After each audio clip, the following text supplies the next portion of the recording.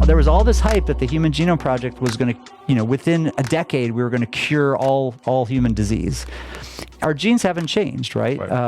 And so it's not our genes, but the microbiome has changed. And a human has about 25,000 unique genes. Our microbiome has 50 million unique genes, right? Why can't we just go back to what we ate as Homo sapiens in the savannah and around the world, which is, you would think that our system and our physiology is adapted to that type of nutrition. But what's interesting is agriculture was introduced into different regions of the world at different times, depending on when it sort of became really a big part of the diet.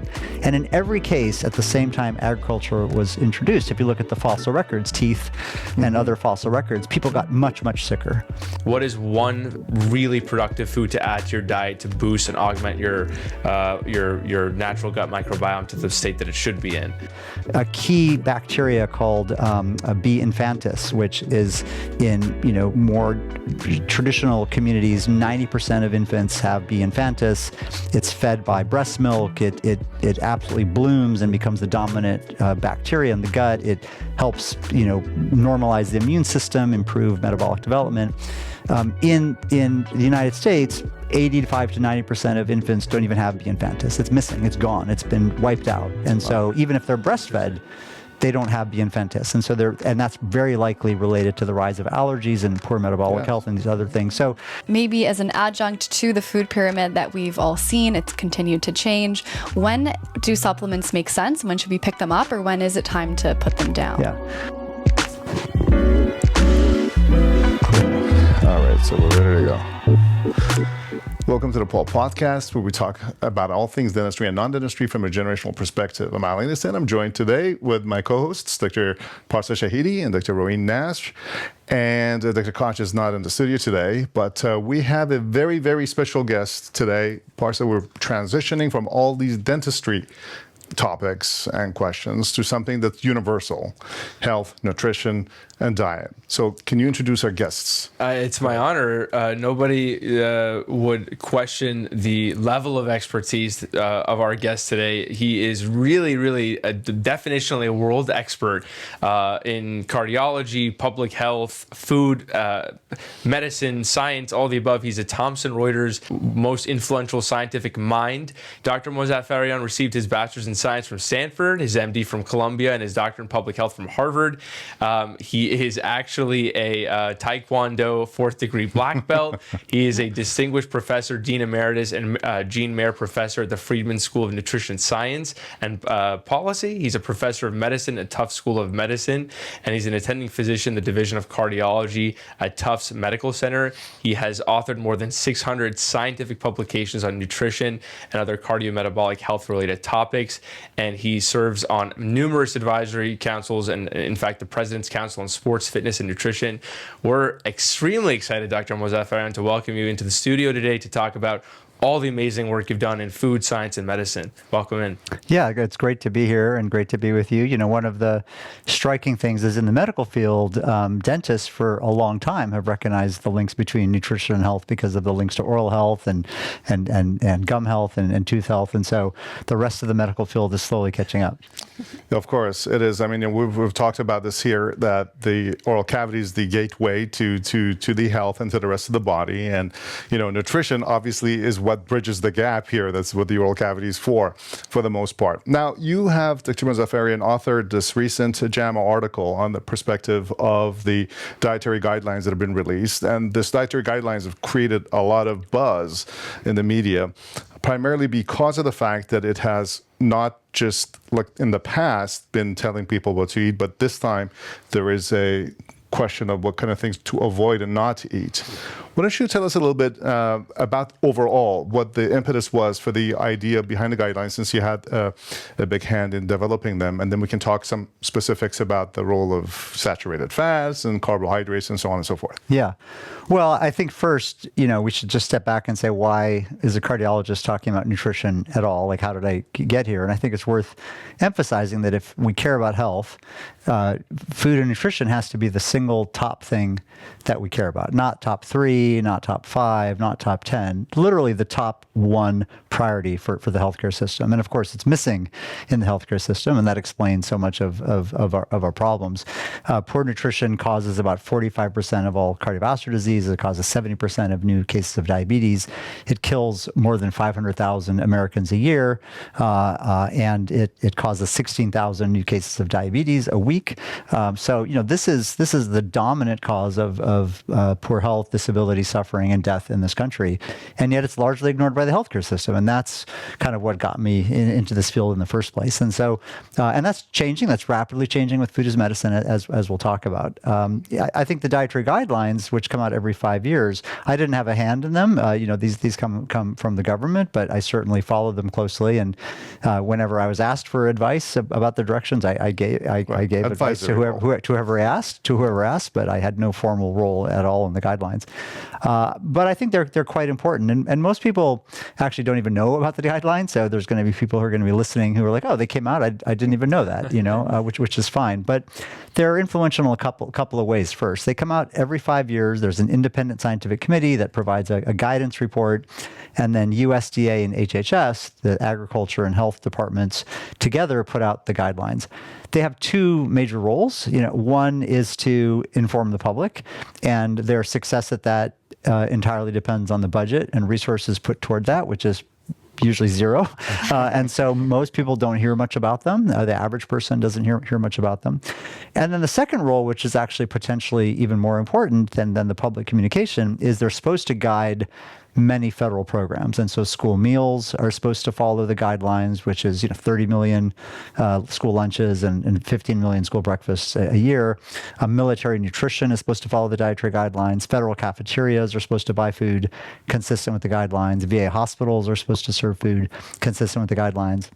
And yet, like the communication to the public, it doesn't happen automatically. And so agencies have to take the guidelines and turn them into rules and rulemaking so that actually happens. And that sometimes takes years or never happens. And so, for example, the dietary guidelines have recommended lower salt for decades, and school meals still today don't meet the sodium guidelines. And so those are what they're supposed to be for. And we'll talk hopefully at the end about implementation.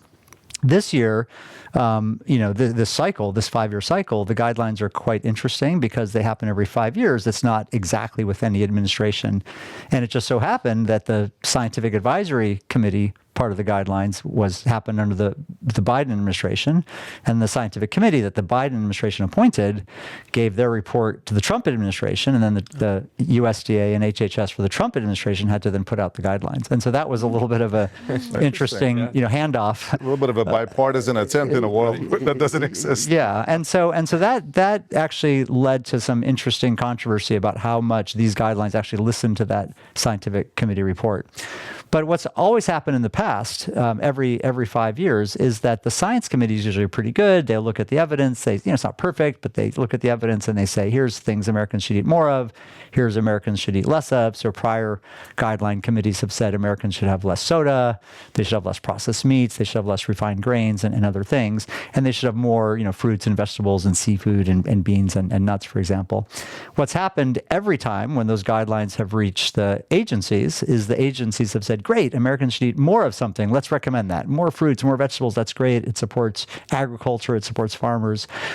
Oh, the scientists told us Americans should eat less of something. Let's not talk about that. And so they basically have ignored those recommendations, and no prior guidelines have really emphasized what not to eat. Mm-hmm. And they've not ignored it completely, but they've hidden it. They've hidden it behind nutrient targets. And so instead of saying, don't drink soda or don't have candy, they say, keep your added sugar to less than 10% of calories, right? Instead of saying don't have processed meats, they say keep your saturated fat below 10% of calories, and so on.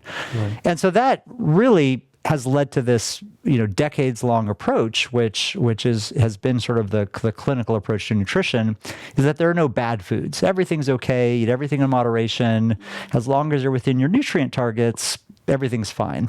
And obviously everything's not fine. We're really, really, really sick. And so, to get to the crux of your question, what's really new in this guidelines has never ever been before done, is that the U.S. government in their official guidance is telling Americans not to eat very specific food groups that if you put them together, it's almost 60 or 70% of calories in the food supply. You've talked about for a while, Dr. Mozaffarian, this idea that we're in a metabolic train wreck, right?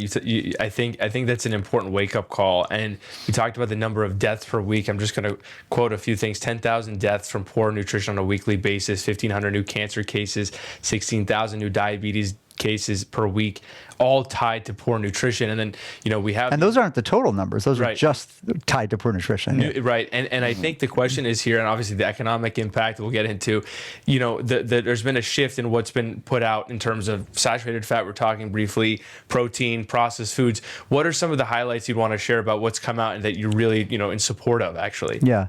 So the guidelines have some things that are unchanged, and we should just talk about those because people usually don't talk about what's the same. Sure. And so they continue to recommend, fruits and vegetables, very important to eat fruits and vegetables. They continue to recommend whole grains.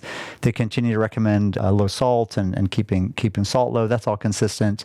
They actually fudge a little bit around alcohol. They recommend low alcohol, but they took out sort of any numerical limits. And so that's a little weird. We can talk about that.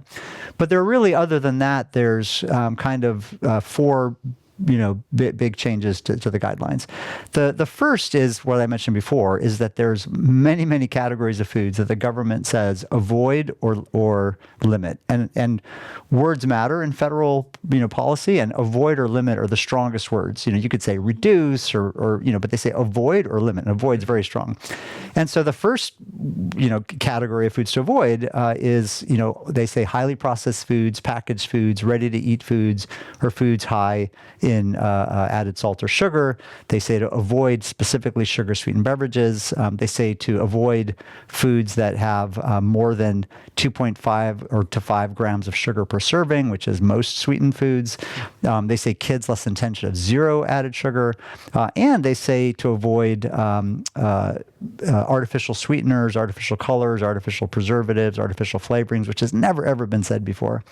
And so if you put all that together, highly processed foods, packaged foods, ready-to-eat foods, foods with sugar, foods high in salt, foods with artificial sweeteners, additives, like I said, it's about 70% of the food supply. It's all the ultra-processed foods that are making us sick. It's all most of the grocery store, right? That's right. Yeah. And that's never been emphasized before. And so that's one of the biggest changes. And it's because of the scientific evidence. It's become clear that there's heterogeneity in that category, right? Like ultra-processed yogurt is probably still better for you than an ultra-processed white bread. But on average, those foods are making us sick. And so I think that's the biggest single change. And then the other 3 changes, which I'll just quickly mention, but we can go into each of them, is to embrace healthy fats, to increase protein, and to really eliminate or avoid refined grains.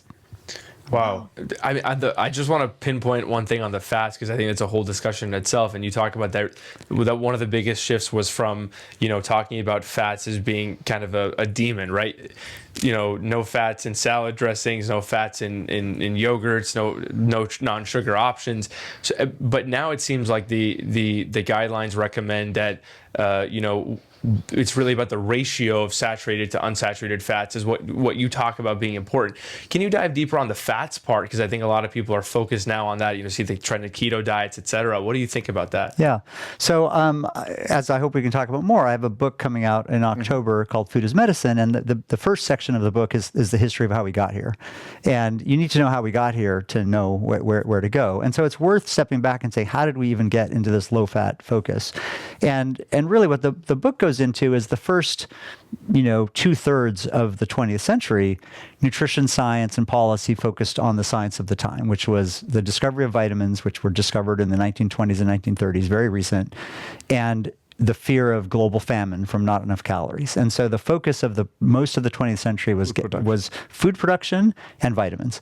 And so that was the focus really until 1980 of the dietary guidelines, was get your vitamins, get your calories. That led to what's called the Green Revolution, kind of industrial monocropping and so on. And so when you go down the cereal aisle and you see boxes and boxes of starchy staples, cheap, fortified with vitamins, that wasn't an accident. That was the very specific goal and direction of most of the 20th century. And so it wasn't really until around 1980 that policymakers and scientists started really thinking about other diseases besides vitamin deficiency diseases. And we know when we talk about vitamin deficiency diseases, we're talking about things like pellagra or niacin deficiency, or night blindness from vitamin A deficiency, or rickets from vitamin D deficiency. These were prevalent diseases. These were common in the United States in the 20th century. And so those policies to address those were wildly successful. We eliminated famine and started true caloric hunger in the United States and much of the world. We dramatically reduced vitamin deficiency diseases. And so people said, well, what do we turn to next? And they said they started noticing that people are dying of heart attacks. And the Framingham Heart Study was starting to publish in the 1960s. And for the first time, people said, hey, maybe blood pressure and cholesterol levels, are contribute, and maybe we can address these. And that was all relatively new science. And so the focus shifted from vitamin deficiency diseases to chronic diseases, particularly heart disease. And the mistake that was made, the sort of intuitive error that was made was, well, we dealt with vitamin deficiencies by finding the nutrient, right? There's a nutrient that causes scurvy. There's a nutrient that causes pellagra. What's the nutrient that causes heart disease? There must be a nutrient. Let's find it and let's deal with it. And so the mistake that was made was that very simplistic kind of what we call reductionist approach to food was extended to heart disease. And so saturated fat and cholesterol became the nutrients that were the problem. And we've fast forward now, 45 years later, and we've learned that was a mistake, right? A single nutrient deficiency disease can be cured or caused by a single nutrient by definition. But complex chronic diseases, obesity, oral health, cancer, cardiovascular disease, diabetes, brain health, autism, allergies, they're not caused by a single nutrient. They're caused by a much, much more complex constellation of food factors. So when that happened, in 1977, there was a Senate committee that tapped Dr. Mark Hegsteth from Harvard to kind of come up with a report about this. And so in 1977, he put out a report which recommended for the first time that Americans have low fat, low saturated fat, and low dietary cholesterol. And that was based on what we call ecologic studies, which is comparing across countries. And so the 7 countries study was a famous ecologic study. People saw that countries that had higher fat had tended to have higher rates of heart disease, and countries that had lower fat tended to have lower rates of heart disease. And the exception was France, which led to this idea of the French paradox that people pinned on red wine, but it wasn't really red wine. Sold a lot of red wine. The red winemakers loved that story, but that really wasn't the case. And so that was the best science they had, was sort of these cross-country studies, and then some very simple animal experiments and some simple human trials. And so Hegsteth put out these recommendations, and then he was tapped to go into USDA and lead the 1980 guidelines. And so the same guy then put out the 1980 guidelines, and he was doing his best he could with the science he had. He's an amazing scientist and contributed a lot, but he made a mistake.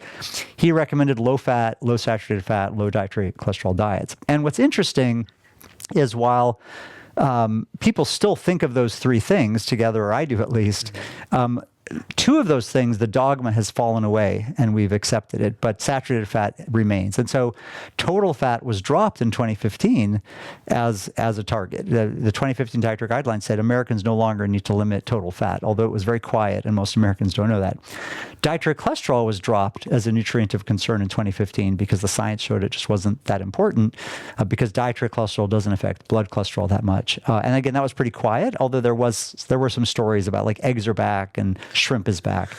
But saturated fat has continued and persisted as this kind of dogma and orthodoxy from 1980. And the basic point is all of them were wrong. Saturated fat cholesterol and total fat. None of them are really related to heart disease. You can have a healthy diet or a terrible diet that's high in fat or low in fat, or high in saturated fat or low in saturated fat. It depends on the foods you pick and how you put them together. So I think that's what's really interesting about these guidelines is that while prior guidelines have slowly moved away from low-fat diets, very, very slowly and gradually. It's been like, baby steps. And so they'll say, okay, go ahead and have nuts. Nuts are good for you, but they're energy dense, so don't have too many and be careful. They never say that about strawberries or apples. Like, why do you say that about walnuts? Or they say, use extra virgin olive oil, but be careful, do it within your caloric needs. There's still this, collective fear of fat. And these guidelines, for the first time, actually say embrace. They use the word embrace healthy fats. So they're really encouraging people to eat more fats. And that's probably one of the, if you had to pick one simple, instruction for eating a healthy diet, it'd be eat lots of healthy fats. And so I think that's very positive and a positive outcome of these dietary guidelines. Yeah. What's interesting is all of us here have some kind of a science background. And to me, it's like if you look back historically and from an evolutionary biology point of view, right, you have to look and see how our species evolved, right? For millions of years, we've been having a diet. And then all of a sudden, in the past 100 years, as you said, as we move from trying to address the problems of scarcity and we've moved into the problems of abundance now, what we've chosen to create is just mostly carbohydrates and calories. But why can't we just go back to what we ate as Homo sapiens in the savannah and around the world, which is, you would think that our system and our physiology is adapted to that type of nutrition. Doesn't that make sense to you? Yeah, I mean, we are evolved to be hunter-gatherers, right? We are evolved to have minimally processed, structurally intact foods, whole foods, nuts and grains and beans, a little bit of game, a little bit of meats, kind of fish, all mixed together. The challenge is there's now 9 billion of us, right? Not 200 million of us. So, and so for millennia, there were 100, 200 million humans. There was enough food. And when agriculture developed, and about 10,000 years ago really took off, agrarian society, humans got much sicker. And that's been a relatively recent discovery. And I sort of talk about this in the book as well. People used to think, the discovery of agriculture was a boon for humanity, right? And we all of a sudden didn't have to scrounge for food, and we had stable food supply. But what's interesting is agriculture was introduced into different regions of the world at different times, depending on when it sort of became really a big part of the diet. And in every case, at the same time agriculture was introduced, if you look at the fossil records, teeth and other fossil records, people got much, much sicker.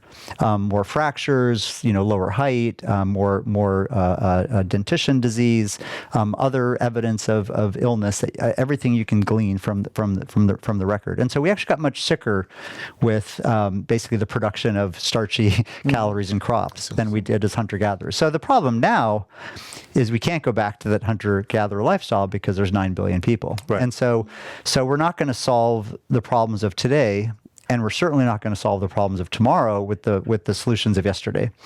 And so we have to understand how we got here. We have to understand where we are today, but we actually have to understand the solutions for the future. And that's the part 2 of my book is where we are today, and part 3 is where we need to go. What are the solutions? And we can talk about those things. But you're right. Ultimately, the recipe for a healthy diet is minimally processed foods, nuts and seeds and fruits and vegetables and beans and legumes. Dairy are healthy, particularly fermented dairy. We can talk about fermented dairy. Poultry, eggs are okay. They're not necessary. We don't need them, but they're fine. Red meats in moderation are fine. There's some pro-inflammatory effects of red meats. We probably don't want to have too many red meats. And then processed meats like salami and bacon and low-fat deli meats are actually kind of like ultra-processed foods. And so we shouldn't be eating too many of those. And I think of all the families that sent their kids to school with bologna or bought turkey sausage because it was low fat. They thought it was a better choice than beef sausage, right? And actually did harm, Yeah, that's kind of something I'm interested about, actually. I feel like we've talked a bit about misinformation or misunderstood themes and notions that have generally evolved as we enter the age of influence and kind of leave the age of information. Are there any core truths that you found that you kind of have thought to debunk some of these thoughts of eat everything in moderation, or anything that parents, kids, or anyone else has thought to be the truth, but you've actually found not the case?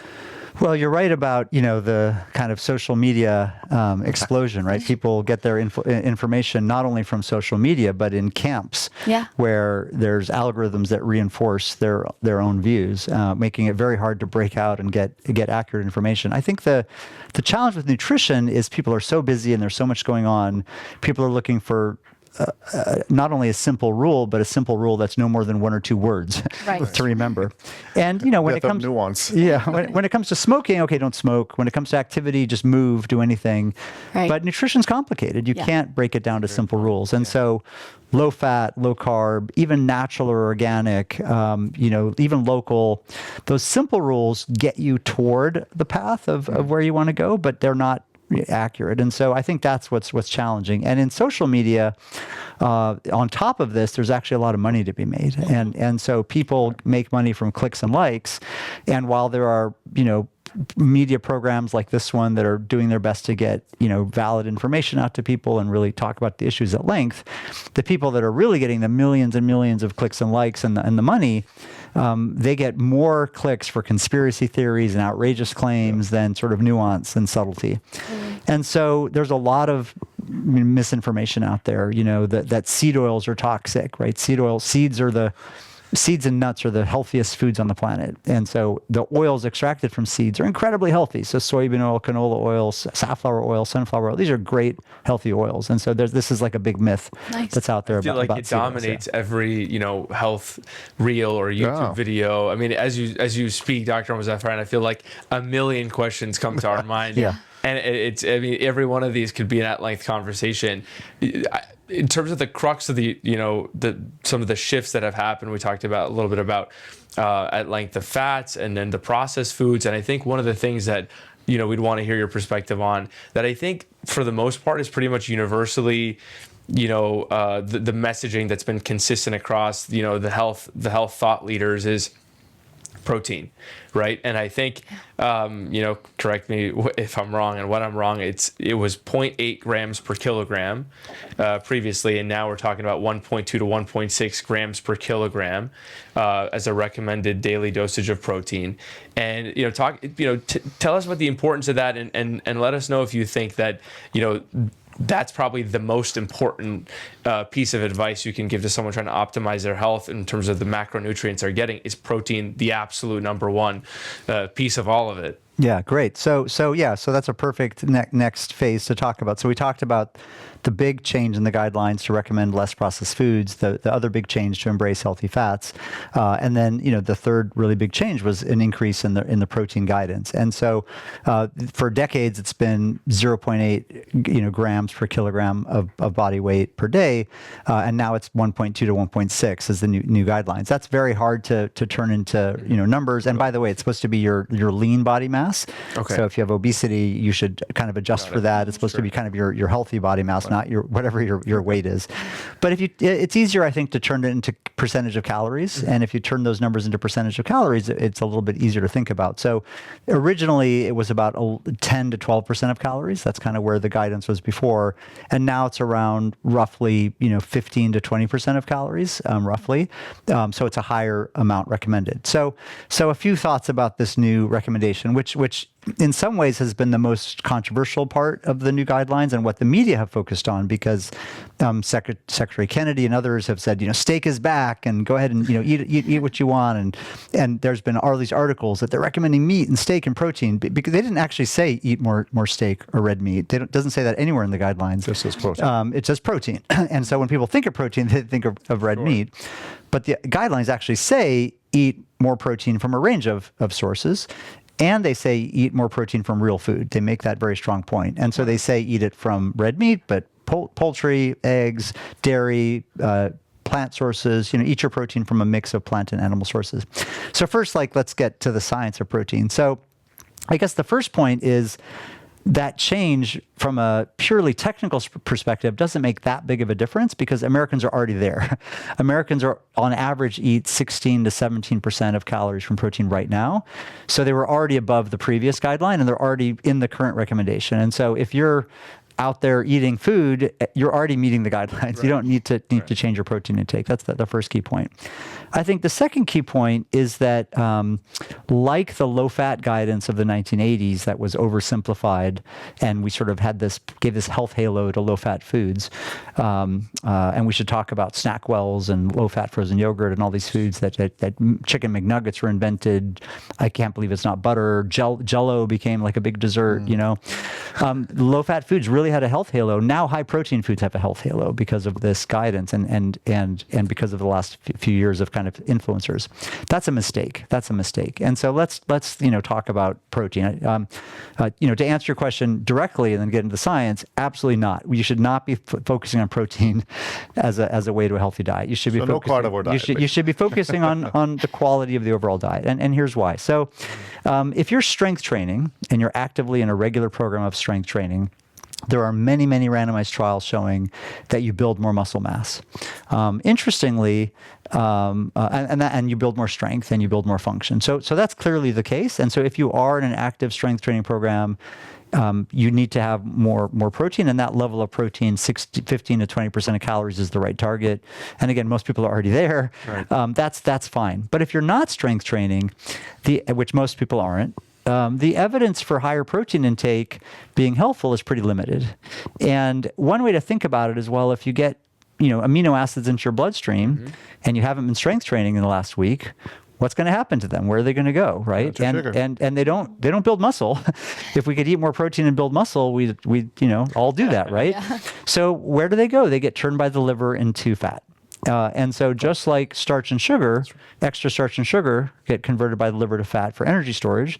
If you don't need them, extra protein gets converted by the liver to energy storage. And so, you can actually increase fat by eating too much protein if you're not strength training. So I think that people talk about, well, postmenopausal women have, declining muscle mass. Older adults have declining muscle mass or sarcopenia. People who are sick and have heart failure, and so we should be eating more protein. But without strength training, you're not going to do any good. So I guess the bottom line is, I would say kind of big principles.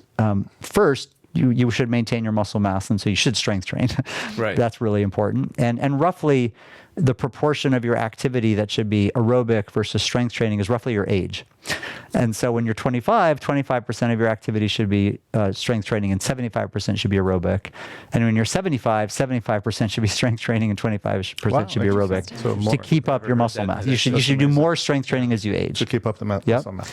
And then if you're strength training, make sure you're getting enough protein. It could be plant protein, animal protein. And it's not that hard to do. You're probably already getting it without even trying.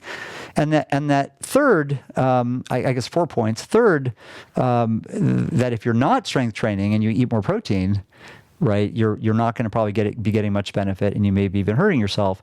And then lastly, whether you're strength training or not, it's not just the protein that matters. And so you have to think about what else is coming along with it. What's coming along with it? And so are you going to have a protein source that also has fermentable fibers for the gut, that also has bioactive polyphenols, that also has lots of other positive things, that has probiotics, prebiotics, or are you going to be eating a protein source that has tons of salt, tons of sugar, highly processed, and is going to be hurting you? So the amino acids are the same, right, but you have to think about what it's coming with. And so what I'm really worried about is already leading up to the dietary guidelines, the country has been starting to obsess about protein because of kind of the online, man bros, that are like carnivores and eating protein. But now with the dietary guidelines, it's getting supercharged, and so you have high protein Pop-Tarts. It's actually a real thing. It's just protein Pop-Tarts. You have Dunkin' Donuts super sugary drinks that are add protein. Right. You have protein cheese puffs. You have protein cake batter. Protein ice cream. Yes. I mean, ice cream already had protein in it. So that's what I'm really worried about. And to the credit of the dietary guidelines, they say do not have highly processed foods, and so nobody should be trying to get their protein from processed foods. That's interesting. So that kind of is also along the same lines of these big jars of GNC amino acids that a lot of bodybuilders use as protein shakes. right? Because I mean, that may give you a lot of protein, but it's also processed. Would you say that? Yeah, I mean, again, if you're working out, and especially if you're a bodybuilder and you're trying to gain muscle super fast, it's going to help. It's going to help. It'd be better to get the protein from a real healthy food, but it's going to help. It's going to add muscle mass. I mean, there's not consider that but processed? it is processed, but you're burning it off, right? You're taking in the protein and you're using it, right? You're using those amino acids. But if you're not really rigorously strength training and you're doing that, and a lot of people are, they're adding that little protein boost to their coffee order or their breakfast shake, and then they're just going to work and sitting on their office chair, that's not going to be helping you, and it could be hurting you. I guess the confusion for me, because the messaging is really interesting, Dr. Mozaffarian. You made a point, which is I think really unique, is if you are actually not expending that energy and using that protein, efficiently, it can actually do more harm for you. Is that associated with just the extra calorie intake because of the protein, or is it because you're now misdirecting those calories to protein when you should be getting healthy fats, you should be getting, antioxidant rich foods? What is the reason that it can be negative for you? Yeah. You mentioned fat storage, but yeah. If calories aren't a concern, somebody with lean body mass or low BMI, what is the problem? Right. Yeah. So complexity is the name of the game for modern nutrition. It's extremely complicated, right? But kind of breaking it down to some of the basic principles. Even saying you're eating calories for your needs varies depending on how processed the food is. And so, because if you eat a minimally processed food with intact natural cell structure and intact natural physical structure, like a nut or a bean or a legume or even, a piece of poultry, some of that protein and calories actually gets to your large intestine and is digested by your bacteria. So you're eating 2,000 calories, but your bacteria is digesting 300 of those calories. Whereas if you have a Dunkin' Donuts with we're in Boston, so pick on Dunkin'. That's right. You have a Dunkin' Donuts with a little extra protein, or you have a protein thing in your shake, or a protein Pop-Tart. That is going to be rapidly digested in the stomach and small intestine, and nothing gets your large gut microbiome. And so that same 2,000 calories that you ate is all digested by your tissues. So even just saying, if you have like calorie balance, depends on the food, because your microbiome can digest some of that. Yeah. Secondly, the foods and nutrients you eat can turn on or off heat generation, thermogenesis. Right. And so humans have brown fat, which is we discovered in hibernating bears. It keeps them warm in the winter. We thought adults don't have brown fat. We knew infants do, but they do. White fat, which is energy storage, can turn into beige fat, which is calorie burning. And so literally the food we eat can turn on or off thermogenesis. A lot of that's mediated through the microbiome. And so what you eat can change your resting energy expenditure. And so secondly, kind of the food choices you have and what kinds of foods you're eating can change your resting energy expenditure, how many calories you're burning without doing anything. And that difference also in studies can be 200 or 300 calories per day. And so we're talking about 200 or 300 calories per day of a delta of the microbiome digesting calories versus your tissues, and another 200 or 300 calories from thermogenesis versus lack of thermogenesis. Wow. What you eat has incredibly powerful effects, and you can't just say, well, I'm eating calories, that's okay for my energy needs. Right. But all that aside, let's go back to your question. If you actually are, expending the number of calories you're taking in, the protein is going to get converted to energy, and you're not going to gain fat, and it's probably not going to be bad for you. But again, most people, because of most people who eat highly processed foods, which is most of Americans, they're starving their gut microbiome. They're not getting all the beneficial metabolites from that microbiome digestion. More calories are being shunted to their own tissues and away from the microbiome. Their thermogenesis is blunted because they're lacking all the polyphenols and bioactives that are in natural foods. And so they are in excess calorie intake, and that's why we have a obesity epidemic. And so processed proteins are going to be harmful in them. And so on average, processed proteins, I think, are a bad thing. If you're eating a kind of a Mediterranean style or Okinawan style, or pick a traditional culture, a Bantu hunter-gatherer style, healthy diet, and you're exercising, you can eat almost anything you want, and you're going to be healthy. So a pound and a half of fresh salmon, while you don't need a pound and a half, will not necessarily be a net negative for your body, depending on your That's right. Yeah. Okay. That's Got right. it. Yeah. Interesting. And on the note of overconsumption or underconsumption, where do supplements and vitamins kind of come into the mix? When are they relevant? When are you overdoing it? And stuff like that. So can we continue the conversation about obesity since you Please. mentioned overconsumption and then come back to the vitamins? I think that's really important. So again, I want to talk about my book, Food is Medicine, and hopefully you can put the link in the chat. Is it ready to pre-order already? It can be pre-ordered. It's coming out from Macmillan. Just because I want to really have people read and understand these things. Yeah. The second half of the book is about where we are today. And so I have a chapter on heart disease, a chapter on obesity, a chapter on the microbiome, and then kind of a chapter on what to eat. And so let's talk about obesity a little bit. I started to touch on these questions with microbiome versus host partitioning of calories, thermogenesis. But what's fascinating about obesity and overconsumption is there is this concept that we're all overeating. There's this concept that is widely discussed that food industry has hooked us on addictive foods and marketing, and we're all overeating and we're not exercising enough. Yeah. So the question is do the empiric data actually support the fact that we're overeating, right? Are there data on that? And you would assume there are, but are there? And so I've looked at this and we've published on this recently. There are not. And this is kind of just mind-blowing. And so I wanted to touch on this a little bit before we got to supplements. So from the obesity epidemic started in the 80s. When I graduated college in 91, there was no obesity epidemic. Like it just wasn't a thing. It didn't exist. And so the obesity epidemic really took off after 1990. So the question is, what changed in the 80s? The 1950s and 1960s and 1970s wasn't this golden age of lifestyle, right? What changed? And so really the processing of food is really what changed. The Green Revolution, the loss of biodiversity is what changed. And over the 1980s and 1990s, our calorie intake crept up as our body mass index crept up and our obesity crept up. It all kind of made sense. We were eating more processed foods, all the stuff you think about, sugar sweetened beverages were going up, refined grains were the biggest thing that went up, actually processed grains. So all that kind of made sense till around 2000. And if that was the end of the story, we could go to the next question. But around 2000, a really interesting thing happened as we really started paying attention to the obesity epidemic, which was really around 2000, and people started paying attention to it. Soda consumption went down. People started paying attention to their calories. People really started thinking about this. Calorie intake went flat.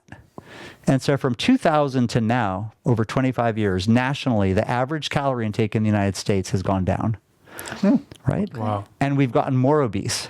Wow. And so there's a huge paradox there. There's a double paradox there. The first paradox is we're getting more obese while our calorie intake has been flat or declining. And the second paradox is even just the increased tissue mass requires more calories to maintain.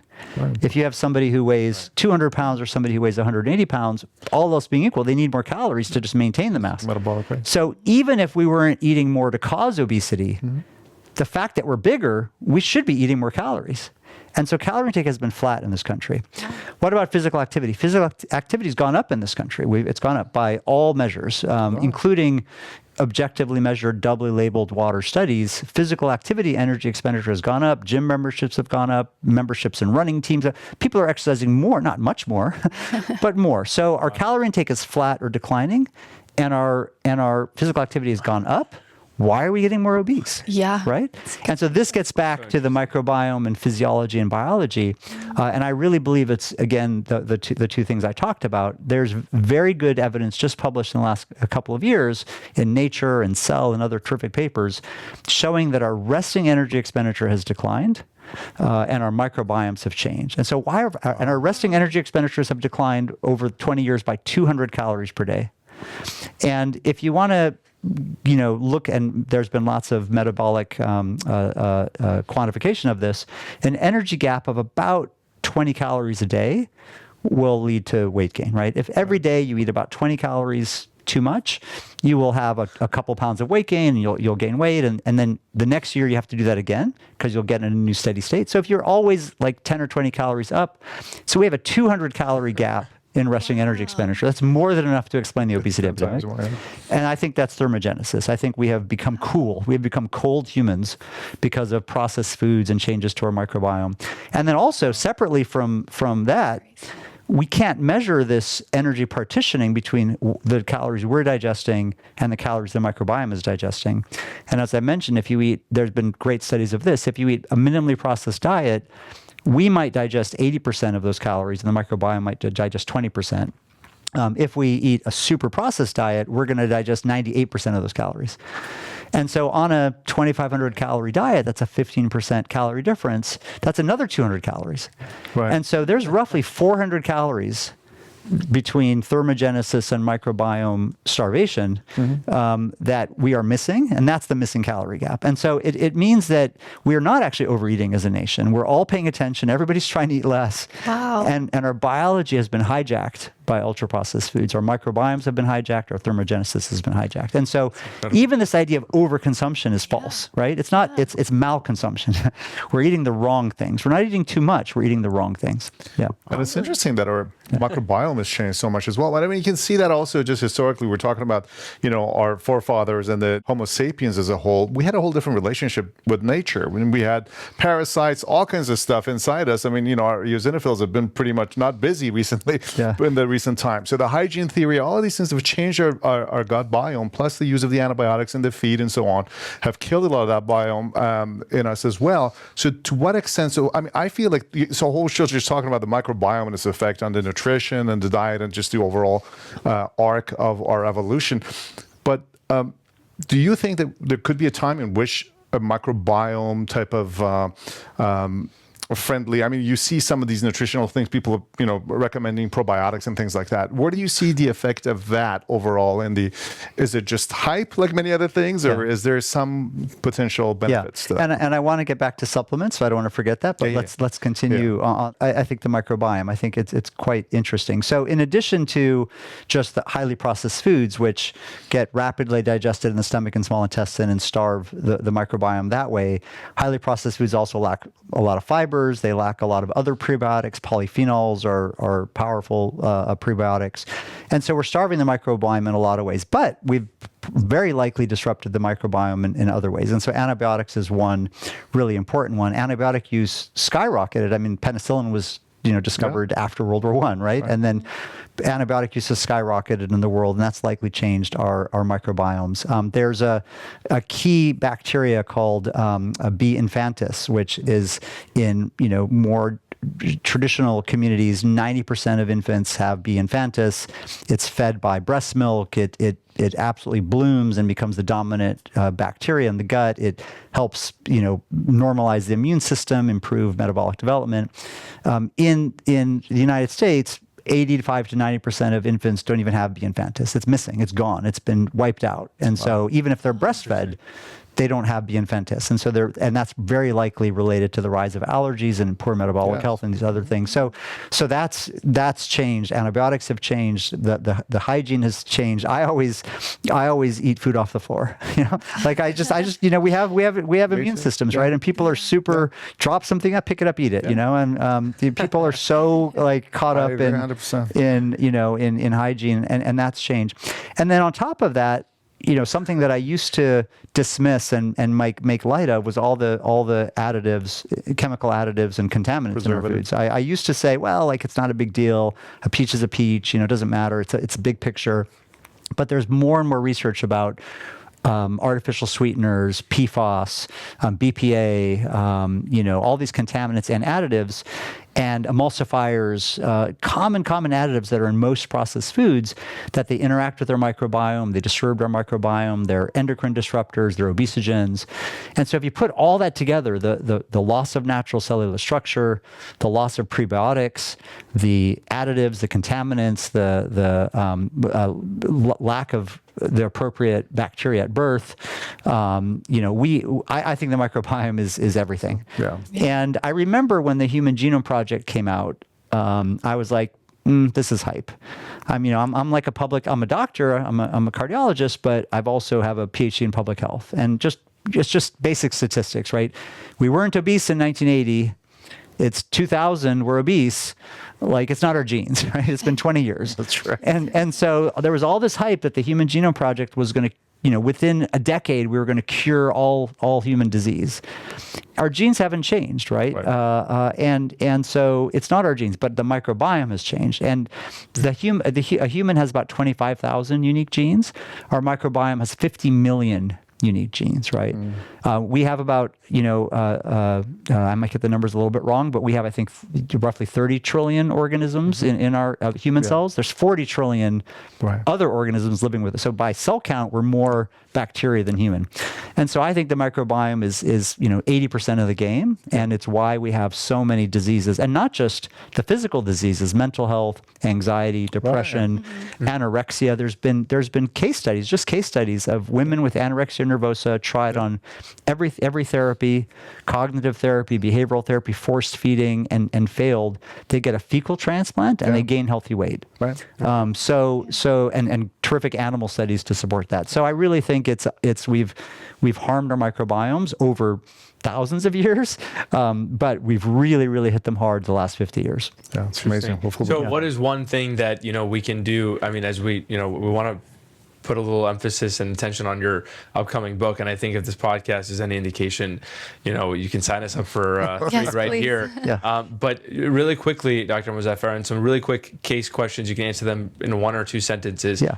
What is one, really productive food to add to your diet to boost and augment your natural gut microbiome to the state that it should be in? Yeah, well, I think nuts and seeds are nature's powerhouse, right? So 80-90% fats, really healthy fats, fiber, polyphenols, bioactives. I think of them as foods that give rise to life. You plant them in the ground, they give rise to a new plant.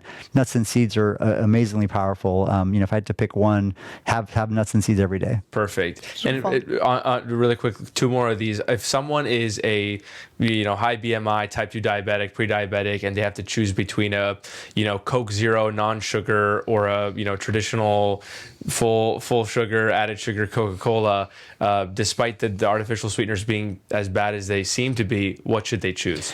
Yeah, so I don't think artificial sweeteners are innocuous. I don't think we should just be putting them in everything and eating them, but it's clear that at like big, massive doses, they're still better than sugar. Right. And so if you're going to, if you're drinking 20, 30 ounces of soda a day, yes, switch to the diet, but don't think of that as a destination. Think of it as a bridge. Sure. And then get off that. And then if you're just doing a packet, if you're just at home and you're putting in 4 grams of sugar, do the natural stuff, right? I think it's dose dependent, right? At low doses, go for the natural stuff.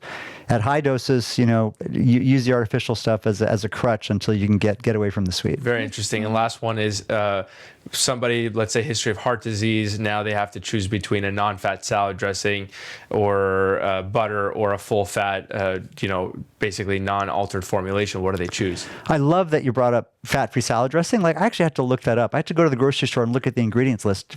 Salad dressing should be oil, right? Right. So what in the heck is in fat-free salad dressing? Like, do you know? What are the ingredients? I don't. It's starch, sugar, salt, and chemical emulsifiers, right? And so absolutely choose the highest fat, dressing you can find because, salad dressings are plant oils. And definitely there's a hierarchy. Plant oils are healthier than animal fats. Sure. And within animal fats, dairy fats are healthier than meat fats. And so I think if, embracing fats, there should be plant fats first and foremost. All plant fats are terrific, and seafood, plants and seafood first. Then I would say dairy, then poultry and eggs, and then red meat at the bottom. Awesome. Nice. Yeah, super interesting. Well, maybe circle back to my question that I was a little curious about. Kind of maybe as an adjunct to the food pyramid that we've all seen, it's continued to change. When do supplements make sense? When should we pick them up, or when is it time to put them down? Yeah. Of course, there are still a rare individual who's actually vitamin deficient in something. And so they should, of course, get treated. The caveat to that is vitamin D deficiency has been redefined incorrectly over the last 10 years. And there's this concept of insufficiency, and people kind of fudge the numbers. And we're taking way too much vitamin D and calcium in this country. But generally, of course, clinical deficiency should be treated. But outside that, there's really no evidence that typical traditional conventional vitamins, that taking them in supplements benefits health, or taking a multivitamin, taking calcium, vitamin D, all these other things. So generally, we should be trying to get our nutrition from whole foods. I do think that there are some supplements with more evidence for benefit, and probably fish oil is probably the top one. The evidence isn't perfect, but there's at least some studies showing significant reductions in cardiovascular events. And so I think fish oil is a reasonable supplement to take. And then I think there's this whole new world of bioactives that are starting to open up, things like quercetin or EGCG or turmeric, that in randomized trials, turmeric in randomized trials has anti-inflammatory effects, clearly documented. And so I do think we're going to start to enter this future where, again, the conventional basic vitamins we have enough of, but there are probably going to be some of these other supplements that are important. But we don't know enough yet, I think, to say that they're necessary. That's fair. Really interesting stuff. Well, Dr. Mozaffarian, I don't think we're going to get tired talking to you. You seem to be an encyclopedia of information about diet and nutrition, but we're cognizant of your time. We would love to have you back as we get closer to the release of your book so we can talk a little bit more detail about your book. I'm going to leave a link to pre-order for this book, which I can't wait to get my hands on myself. Truly, so we really want to thank you. This was really, really informative for all of us. Really appreciate you making time to spend with us. Yeah, terrific to be with you. Thank you. Absolutely. Hope to see you soon. Thank you so much, folks. We'll see you in the next episode. All right. Wow. Oh, that was terrific. That was so interesting. Root canals and life beyond the chair. Culture and politics we dare to share. From molars to moments that shape our day, we drill down deep in every way, turning pulp into gold with every word. A show like no other you've ever heard. Health and hearts we craft and mold. Tune into Pulp, where stories unfold.